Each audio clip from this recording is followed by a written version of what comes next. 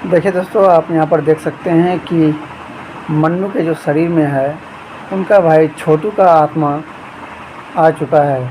किस तरह से डरे हुए हैं, किस तरह से अपने हाथ पैर को, अपने शरीर को हिला रहे हैं, आप यहाँ पर देख सकते हैं। दरअसल ये वीडियो दोस्तों सोशल मीडिया में काफ़ी तेज़ी से वायरल हो रहा है कि ये छोटू का जब हत्या किया गया था, उनको मारा गया था,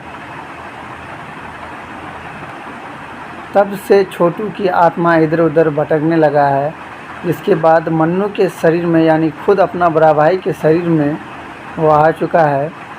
और मन्नू के जो घर के लोग हैं, उनके परिवार वाले हैं, वो काफ़ी ज़्यादा डरे हुए हैं। ऐसा सोशल मीडिया में काफ़ी ज़्यादा वायरल किया जा रहा है।